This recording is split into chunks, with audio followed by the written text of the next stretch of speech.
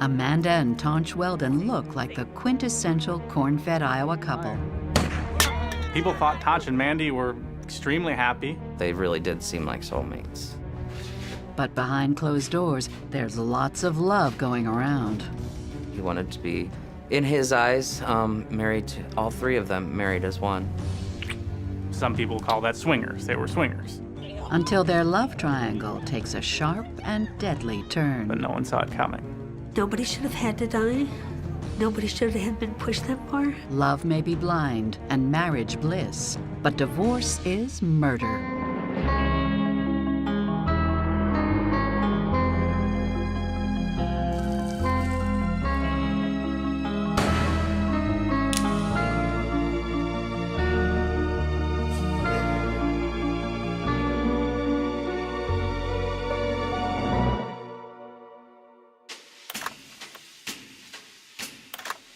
Marengo is a tight-knit farming village on the shores of the Iowa River. 24-year-old Tonch Weldon grows up in this pastoral setting, a typical country boy. He was a guy who liked to shoot guns. He was a guy who liked to drink beer, hunting, fishing, anything. Kind of a scruffy-looking guy, but definitely kind of a tough guy. A tough guy with a softer side. Tonch did all kinds of things from his heart. He did a lot of family things. He was a good kid, you know, and my only child. Yeah, I wanted to tell you that story about last year when I was taking this girl for a walk. Tonch is a good son and a good friend. We partied in the same circles a lot, and he's just such a loyal friend. He was always there. I went through some really bad times with drugs, and he helped me get clean, gave me a place to stay. He was there for me. It's at a party where Tonch meets the girl who will change his life. 20-year-old Amanda Jacks, better known as Mandy. I can't get my eyes off that girl. Amazing. Mandy was a very popular person around town. So do you do that? She was a very friendly person, very much like Tonch, in that she made friends in all sorts of circles and was the type of person that could strike up conversations with anybody. Just a very likable, country-type girl. Wow, I'm gonna marry that girl. I don't know how they hadn't met before. She'd probably heard of him. When Tonch saw Mandy, it was, in his eyes, love at first sight. I don't know what it was with her. She was attractive, but other than that, he could never explain it, you know? He loved her, you know? They were soulmates. Oh, I can't get over your eyes. Tonch is a man of his word. They had a great chemistry, and they kind of had a whirlwind courtship. I believe they got engaged and then got married within the year. In fact, they marry just 5 months after they meet, surrounded by friends and family. They got married in a Legion Hall. There was a lot of laughing and a lot of cutting up, but I think I cried through the whole wedding because I had never seen so much compassion in my son. It just radiated from him. We thought Mandy was an awesome person. They were just perfect. Just the aura around them. It was just, you could tell that it was love. Psychotherapist Stacy Kaiser and forensic psychologist Brian Russell worry about a young couple who have jumped headfirst into adulthood. I think that Tonch and Mandy got married way too soon, way too young. I think that Tonch and Mandy seem happy, but one of the things that a lot of young people don't realize is that marriage isn't just about being happy. They met at a time when they didn't really know who they were or what they wanted. They don't really have personalities that are settled, that are familial, and so it's hard to know what the future will bring. As a couple, Mandy and Tonch both love to hunt and fish. Tonch even buys Mandy her own 20-gauge shotgun. Guns were important to this family. They had a lot of guns in the house, and the shotgun that was given as a gift for Christmas was an important token kind of their love of each other. When they move into a farmhouse deep in the country, they fill the barn with kegs and the house with friends. I would describe it no other way as kind of off the beaten path. There was a lot of area to get out and shoot a gun. That was something that they could do in their backyard. Watch this one. Watch this one. You can do it. They would have gatherings, get-togethers, so doing some shooting or fishing and stuff like that. Drinking. Very social. They were a package deal. They were just like each other. They were the life of the party. Alcohol was consumed in the Weldon home fairly regularly. I think that Tonch probably drank between a 6-pack and a 12-pack of beer probably every day. It doesn't take long to throw kids into the mix. In 1996, a year into the marriage, Mandy gives birth to a baby boy, followed by a girl just 1 year later. Very loving.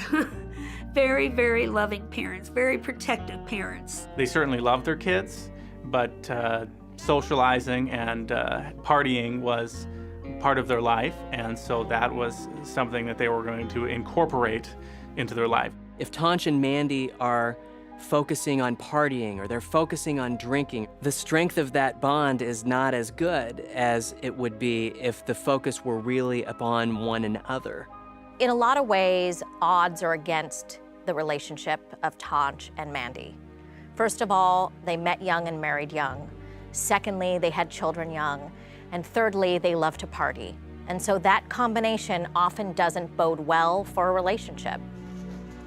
Somehow, between friends and work and family, they seem to manage. But that doesn't mean it's easy. Tonch worked in a local printing factory, worked very long hours, usually 12-hour shifts was typical. And Mandy usually worked some part-time jobs, doing a lot of like clerking and that sort of thing. I think Tonch and Mandy were typical rural parents in that they both worked, both kept jobs, but still managed to care for kids. And I think in the rural community, our families are close, our friends are close. There's never a time where you're not going to have somebody who's going to be around to watch after the kids. Clearly, to the outside world, they were a very happy couple. A beer, please? Then, just 3 years into the marriage, Tonch is starting to get bored with the routine. No one saw it coming. One winter night, at a local bar, he finds someone who's willing to help. Hi there. I'm Tonch. I'm Anna. At some point, Tonch approached a young woman, 19 years old, and said, would you be willing to try an experiment with us? You'd be perfect for the mix of, me and her together. He wanted his wife, plus he wanted, some extra excitement. Only then does Tonch reveal his open marriage fantasy to Mandy and tells her about his idea. They did talk about it, about the open marriage, and she agreed to it because she wanted to keep him happy and she was in love with him. But it's not something that she, wanted necessarily. Tonch seemed to be unhappy. Amanda said that she knew that he was unhappy and he was just looking for some excitement, I guess, to add to the marriage. He did not want anything to come between them. Mandy and his kids. Soon, it won't be something that comes between the couple, but someone. It was never, ever to be one-on-one. Don't touch me! Tonch and Mandy Weldon seem like the perfect couple. But in early 2000, just 3 years after tying the knot, Tonch asks Mandy if they can spice up their otherwise pedestrian marriage with a ménage à trois. Would you, for me? For you. Mandy agrees to the proposition on one condition. They weren't allowed to be with the other person, that third party, unless it was known and basically approved by the other. It was never, ever to be one-on-one and not, Tonch off with one girl and Mandy home alone. They saw it as not cheating that way. Just days later, Tonch brings Anna into the couple's marital bed for the first time. I think she was somewhat of a free spirit. She was a good friend of, I guess, of Tonch's, and I think she was 19 at the time, so she was pretty young. And she just had always liked him, and he asked her to do this, and she agreed to it. She was definitely like a modern-day hippie. Super friendly, super nice. She was open, just pretty much open to whatever made her happy. Despite Mandy's initial reluctance, she enjoys the experience. She was willing to try it, and obviously she liked it, because this went on for quite some time. The feeling goes 3 ways. And over the next 10 months, Anna spends nearly every single night in the couple's bed. As far as I know, she was in every aspect of their life, you know. She was a third partner. They got along so well. She fit in. She was like one of the group, you know. It didn't seem odd or out of place, honestly. There's a lot of happy times. The rules of their open marriage remain in place. Tonch and Amanda never sleep with the young woman alone. And the 3-way relationship actually works. I think it's because she had been told right from the start that there would not be any conflict between Tonch and Mandy, that they were husband and wife first, and she came next. After a year, Anna is ready to strike out on her own. She just said that she spiritually went beyond that and wanted to leave the relationship and go on with her life in another direction. I think she was interested in getting married and having a family of her own, and I guess she would have to at that point. They all loved each other, so even though it ended in a good way. I was thinking maybe we can do the same thing as we did last time. Okay. What do you think about the one over by the pool table over there? After such an intense and positive experience, Tonch and Mandy are hungry for more. They decided to find a replacement, so I think it became somewhat of an effort between both of them to sort of recruit a new player. That's really when it becomes more of an open relationship, not necessarily open to just anybody, but a carefully selected individual. Some people call that swingers. They were swingers. Over the next few years, Tonch and Mandy have other threesomes. And it's not always clear who the driving force is behind their sexual exploits. I'm not just saying this because it's my son, but I'm not so sure it was as much Tonch as it was Mandy. I think Tonch went along with it. I mean, not that he didn't like it, but he went along with it to keep his wife happy. Is she interested? Amanda didn't seem like she wanted the open relationship. She was willing to go along with it because she said that, you know, she loved Tonch and she thought he was, you know, needing that excitement. From what I could tell, she was just as eager and open to it as he was. If I take a look at the relationship of Mandy and Tonch and who might be pursuing the swinging and who's happy with it or unhappy with it, at this present time, it looks like it's something that they're both interested in, that they're both pursuing, and that they're both willing to be doing. In any case, to the extent that they made the decision together, Tonch and Mandy may have believed that they were co-equals, bringing in a third party to satisfy their mutual desires. This secret swinging lifestyle seems to suit Tonch and Mandy well. I think the close family and friends probably understood and knew that it was going on, but the average person in town probably did not. I think the kids knew what they needed to know without any extra information. Relax, no, I relax. actually believe this. Relax, Mandy, stop. But 10 years into their marriage, Mandy suspects Tonch is breaking the rules. Certainly, Mandy was jealous of some of what Tonch did. He would be out and about, and so he certainly connected with women when he was out drinking, and I think that frustrated Mandy, who stayed very much faithful through a lot of the relationship. Stay out!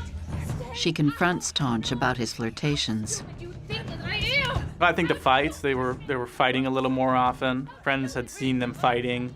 The Iowa County Sheriff's Office received some 911 calls from the Weldon residents reporting domestic disturbances at the house. So deputies were there a couple times dealing with these domestic arguments. Mandy's suspicions are dead on. While she's staying faithful to the ground rules, Tonch has been getting a little on the side. Tonch certainly slept with other women, according to Mandy. She was troubled by that, as I think any wife would. It made her mad. She said she was a jealous person, she said, but Tonch was not. Tonch's infidelity eventually brings the couple to blows. They went to a Christmas party and everybody had had a few drinks, of course. Don't touch me! We had one rule! There was a point where Mandy and Tonch got into one of their arguments I think typically it was when there was a little bit of alcohol in one or both of them. What may have started as jealousy-induced bickering has escalated. Tonch just wanted to have the open marriage. It was just like he felt like he needed that. She wanted not to do it anymore, and he wanted to continue. I don't know what, he said something or wanted to do something, and Mandy got upset, and then she wanted her things her way. An eyewitness hears the commotion and calls the cops. This time, when police answer the call, Mandy accuses Tonch of punching her. I think it's the only time that there was ever a charge.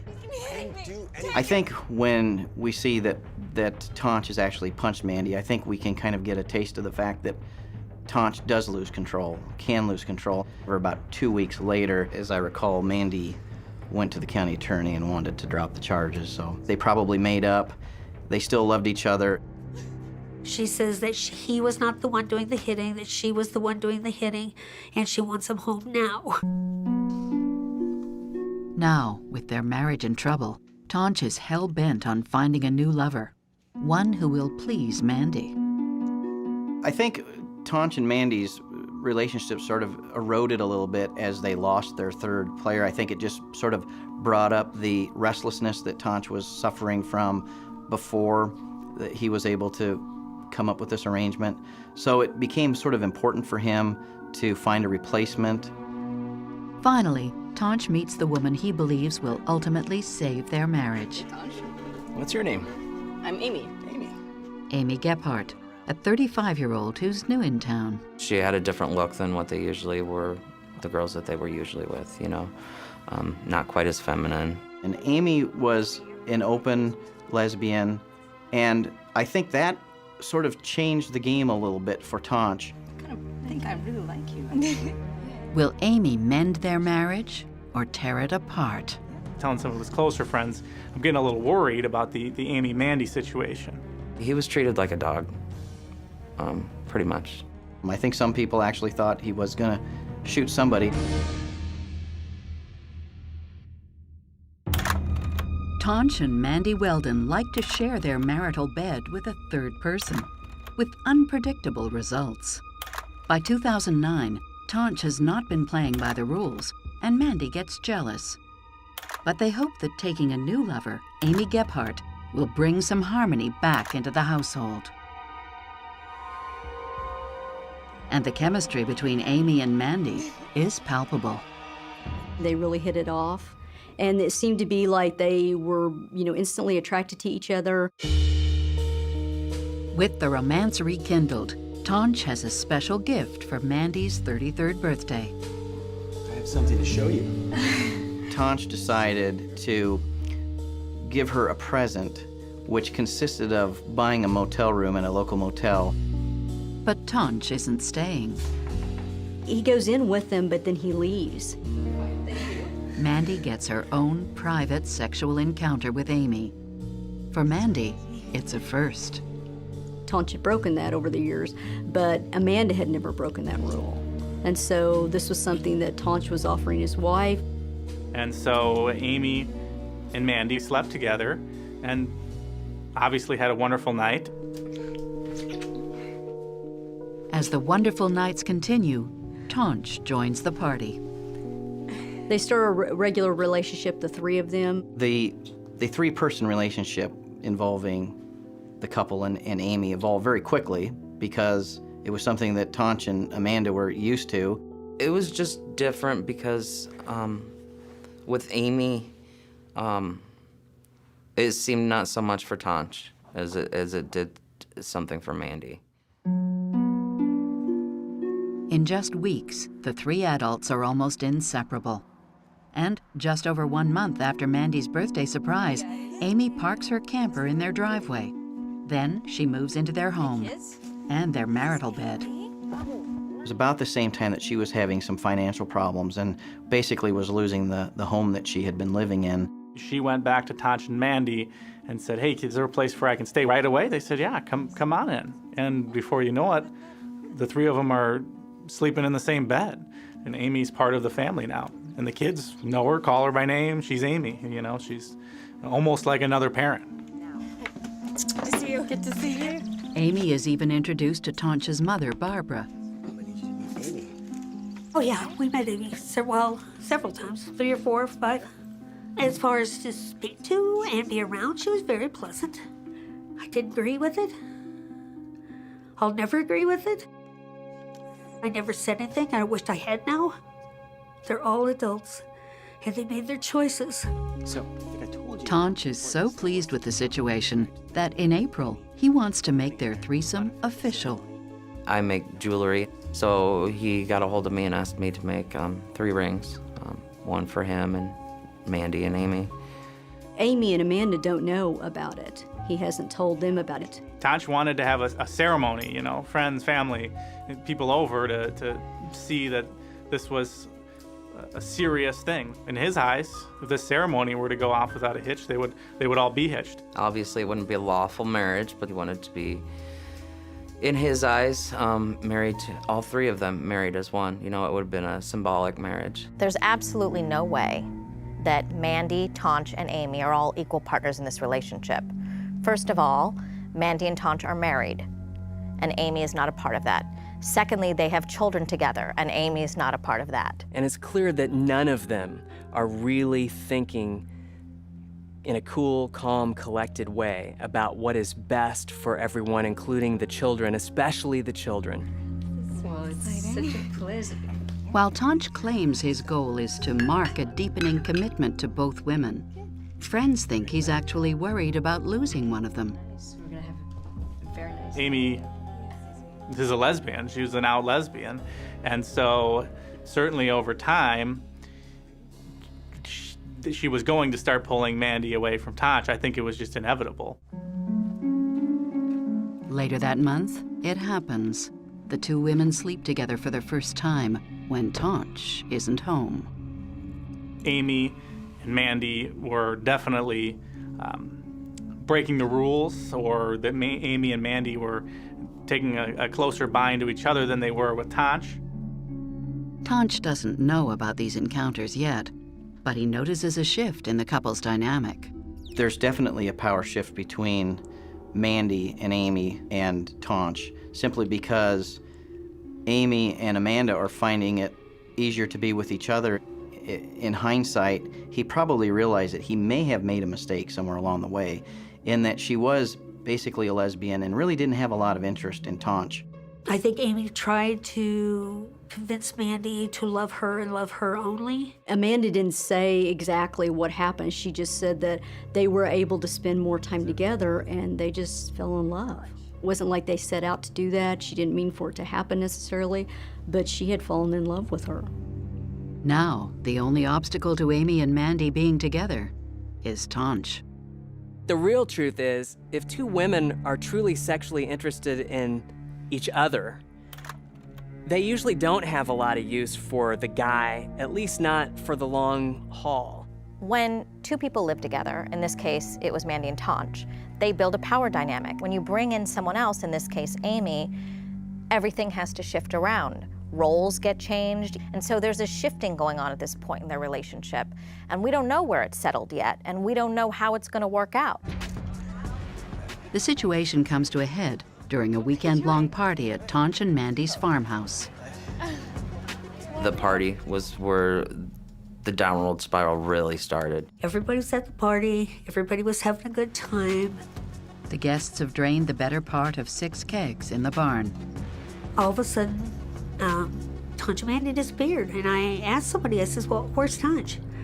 And they said that Mandy had taken him down to the creek, that she had let him down there to talk. Come back here! As night falls, Mandy confesses her true feelings about Amy to Tonch. What's going on? She and Amy had fallen in love, and that she was thinking about, leaving him. I have real feelings for Amy, Tonch. Essentially, Amy and Mandy wanted to be together alone and no longer include Tonch. A huge argument erupted. It caused a lot of chaos. He made it quite clear that he wanted this relationship to work. That's really when the anger in Tonch really surfaced, and it really came to a head that night. Well, Tonch stormed off. He went to the house, and he locked the door. She broke in. Somehow she got in. I think some people actually thought he was going to shoot somebody. I think some people might have thought that he was going to shoot himself. Others thought he was going to shoot Mandy. And she basically had to talk him down, and it took quite a while, I think. Sit down. Bitch screwed everything up. Sit down.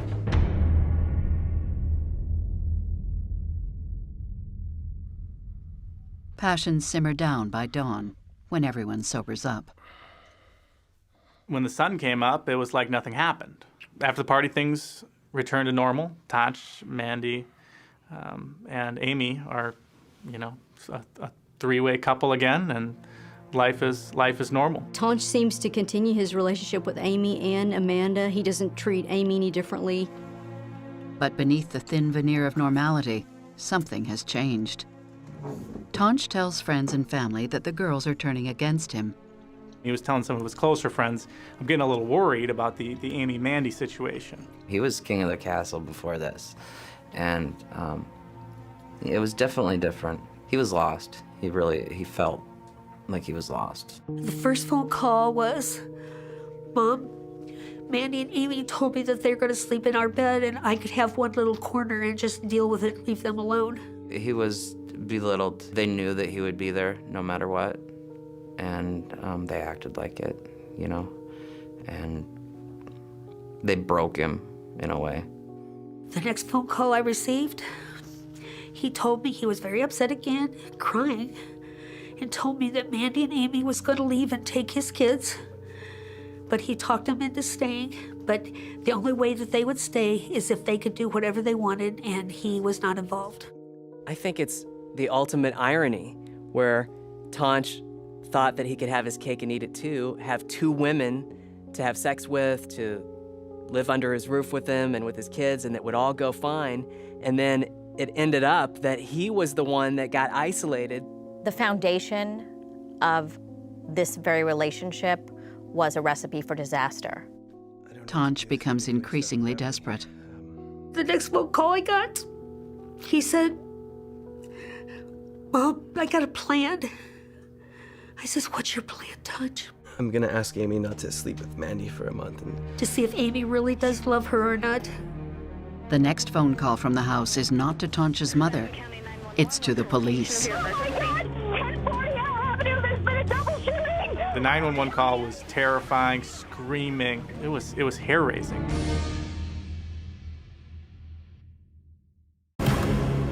Tonch and Amanda Weldon invite Amy Gephardt into their home and their marital bed. But Amy is not the solution to their marital problems. Far from it. On a June afternoon, a frantic woman phones Iowa County's dispatch service to say there's a shooting in progress. 911, what's the location of your emergency? Oh my God! 1040 L Avenue, there's been a double shooting! Ma'am, I need you to calm down. What is the address? It's a female just screaming for somebody to get here right away. The 911 call was terrifying, screaming. It was hair-raising. It was very difficult for the dispatcher to really figure out what really had happened. When deputies pull up to the property just before 5 p.m., they face a grisly scene. It was my first homicide that I ever dealt with personally. It was certainly the first time for my responding officers as well. Tonch is lying in a pool of blood just inside the doorway.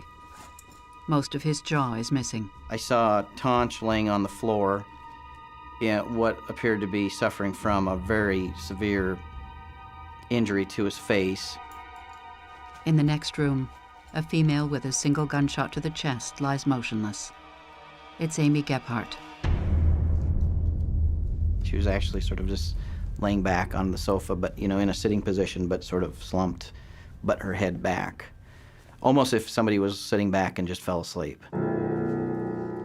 Tonch is still breathing, but police and paramedics aren't certain he'll make it. They had to put him in a helicopter, fly him to Iowa City. We really thought that when he left in that helicopter that he wasn't going to come back alive. The scene is chaotic, and police have no idea what happened. At that point, the possibility is anybody who's in the room who's still alive could have shot the weapon. What is clear is that it's too late for Amy Gebhardt. She's declared dead on the scene from a bullet straight through the heart. And then he got the gun, and then he went. Of the three adults, Mandy, who made the 911 call, is the only one who escapes unscathed. Mandy was just almost uncontrollable in fright and anguish. You name it, it was all coming out of her. She's screaming, she's crying, she's yelling, very upset, full of blood. It could have been Mandy, it could have been Tonch, it could have been a person that was no longer there. I really didn't know. I just knew that we had a homicide. Mandy is brought in for questioning. Mandy is a suspect right from the beginning, just because she has to be. She's alive. One person is dead. She was there. They had one person killed, one person seriously injured, and then whatever version she was going to tell. He rushed into the house. Mandy claims it all started with a jealous rage. I was able to finally understand from her that Tonch shot Amy and then turned the gun on himself and actually shot himself in the face with the shotgun, but didn't kill himself, and actually racked another round in and shot again, and basically shot in the same place and still hadn't killed himself. But when police search the scene, they note the 20-gauge shotgun is registered to Mandy, not Tonch. And there are 2 sets of fingerprints on the gun. Investigators know that Tonch is a gifted marksman, so how could he possibly mess up his own suicide? In my mind, there's no way that Tonch was tried to kill himself. He's carried a gun since he could walk, and if he wanted to shoot himself, he would have done it right the first time. Obviously, if he didn't do it, someone else must have. There's only one person left to corroborate or dispute Mandy's version of events: Tonch, if he makes it through the night. A situation between 3 people who supposedly loved and cared about each other would escalate because of jealousy. Jealousy is a powerful emotion. It makes people angry and it makes them afraid. And when somebody is angry and afraid, they oftentimes do things that are volatile and destructive. I think that Tonch and Mandy and Amy ended up at this point because they totally overestimated their ability to keep a triad relationship balanced. Hours go by and Tonch makes it through surgery. His jaw needs to be reconstructed, but he's going to survive. We did not leave until we know he was going to make it. He had blown all of his jaw off except for about this much on the side. I can't even put it into words. I hope nobody in this whole world ever has to go through that. Nobody. When Tonch regained consciousness at the hospital, one of my investigators was there, and he begins to write notes. He couldn't speak or anything, and so he did a lot of writing on paper. Unfortunately, what he writes is ambiguous. First thing he wrote on a piece of paper, when he was able to steady himself and write, he wrote Mandy's gun. All it said was Mandy's gun. It did not say who used it, or anything. And then he wrote, Mandy can rot in hell. And I didn't know how to take that either. When investigators ask him who shot Amy, he asks for an attorney. He never admitted to anything. It's a classic case of he said, she said. And before the real events of that night become clear, shocking details will come to light. I don't think either one of them knew what was coming at all. Tonch sees this. Now it's no longer a story, it's real.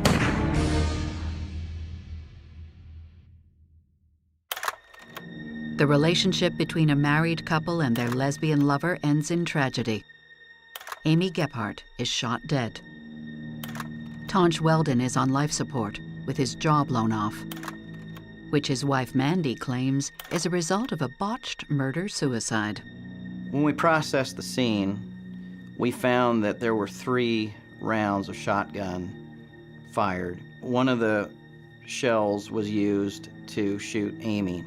The other 2 were directed towards Tonch.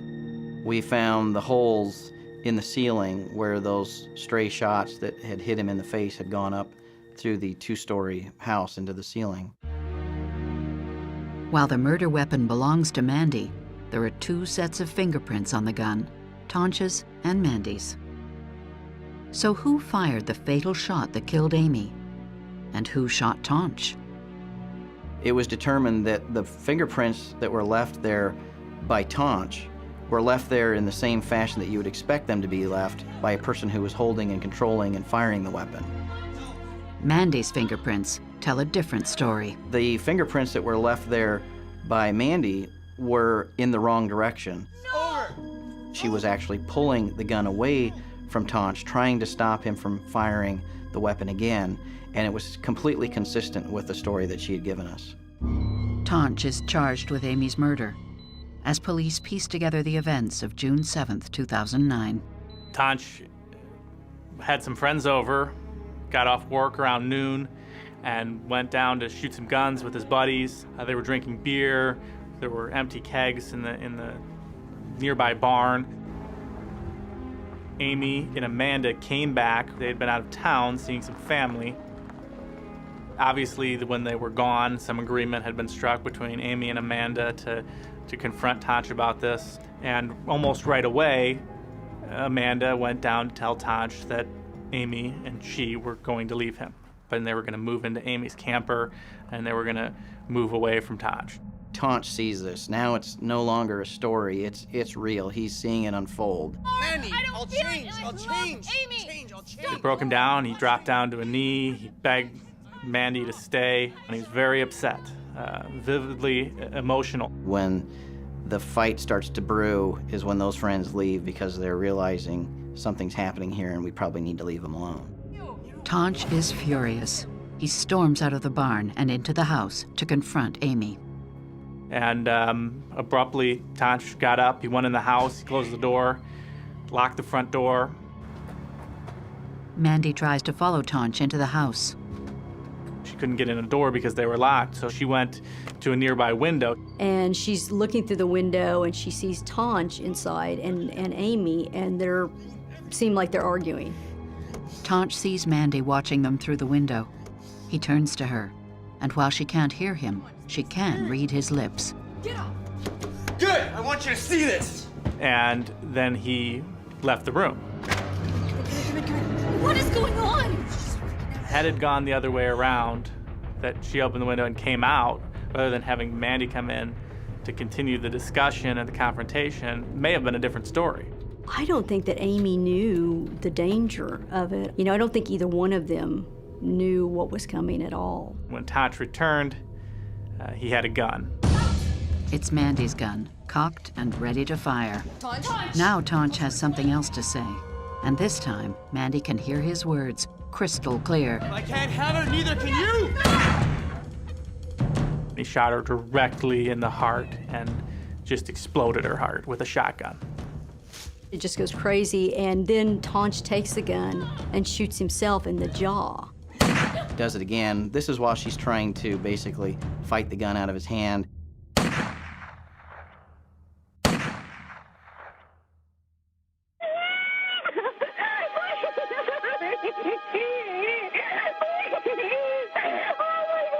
The greatest tragedy is that Mandy's not the only witness. The oldest child did witness the murder, basically. He immediately knew that his daddy had shot Amy, and he knew that daddy shot himself too. 4 weeks later, Tonch Weldon, now 39, stands trial for the first-degree murder of Amy Gephardt. The defense never tried to say that it didn't happen, never ever tried to say that Tonch didn't do it. Their defense basically was that Tonch was too intoxicated to form premeditation, to understand what he was doing and to control himself. He hadn't planned it, he didn't mean to, it just happened. The prosecution argues that his heavy alcohol consumption means his tolerance is extremely high. The fact that he drank excessively every day of his life would indicate that drinking that day was really no different. Tonch didn't choose Amy's murder weapon at random. And he could have grabbed a 12 gauge, a 20 gauge, a 410. But I think the fact that he was using Mandy's gun really told us that he's actually thinking about this. And the fact that he would use that gun that he gave her and kill Amy was very powerful. Tonch and Mandy, from the very beginning, lived a partying lifestyle. And then something serious happens, like Amy and Mandy going off together. Boom, it's like a giant smack in the face of reality that Tonch never wanted to see. I think they continually found extraneous things like partying and alcohol and third-party sexual participants to focus their energy on instead of each other. And it worked for a while, but that never is going to last in the long term. The trial grips the tiny community, who only now find out what really happened that day. The fact that Tonch appeared to love his wife so much that he tried to take away her lover, who was also his lover, and himself, to punish his wife for trying to leave him, was a very interesting tale. When this altercation happens with the three of them that Sunday, I think Tonch felt like he wasn't in control, and it's every emotion coming to surface for Tonch at that moment. All I can say is, as a married man, you know, if you love someone that much, it would at least cross your mind in that situation, you know, if you love someone that much. But if I was in his shoes, you know, I might have done the same thing. Tonch didn't want to kill Amanda. This was his punishment, was to take them both away from her. But he was going to let her live the rest of her life. But as for how he didn't pull off his own suicide, I don't know. I think it's somewhat miraculous, honestly, that he lived. After 5 days of deliberation, the jury comes back with a guilty verdict for first-degree murder. Tonch was sentenced to life in prison without the possibility of parole. My heart just broke. Not into 2 or 3 pieces, but into a billion. I did not believe that they could come back and say he was guilty. Could not believe that. Tonch reacted really oddly. When the verdict came in, he didn't have any reaction. He showed no emotion whatsoever. He might have been resigned to his fate at that point. Tonch's mother continues to believe in his innocence. There had to be something else that happened, like him and Mandy arguing over the gun, and the gun accidentally went off and got Amy. They was playing a deadly game. So it wasn't all him, you know, it was all of them together. What strikes me about this story is how truly sad it is, because for a couple that started out only seeking what they viewed as happiness and joy, there is no one that is ultimately happy. What happened here is Tonch's own sexual greed, so to speak, ended up coming back to bite him, leaving him feeling betrayed and angry and hell-bent on making sure that Mandy and Amy didn't get to have happiness to the exclusion of him. In August 2012, an appeals court upholds Tonch's conviction. His children visit him in prison. So happy to see you. They love their dad. They go see him every other weekend. They wouldn't have missed seeing him hardly for anything. You know, they've done the best they can with a really bad situation, and they're doing pretty good. Mandy still lives in the community. Mandy's reaction to this was every bit as sad as, I think, as if she would have been the person who had gotten shot. I think part of her really died that day. Amanda was, you know, obviously well-liked in the community, so people went to the courthouse to support her. She left the courtroom and didn't move out of town. She's still part of the community. Amy Gephardt is deeply mourned by her family. Amy's parents released a statement after the verdict was read, and essentially they said, there's no winner here. You know, at the end of the day, we lost our daughter. Amy was their only child, so this was, you know, a terrible loss as it would be for anybody. Amy's gone. Mandy's living her life. And Tonch is in prison for the rest of his life. He's not a murderous monster. He's not. He is a man that loves his children, still loves his wife, He tells me that all the time. He says, Mom, I do not know how to stop loving her.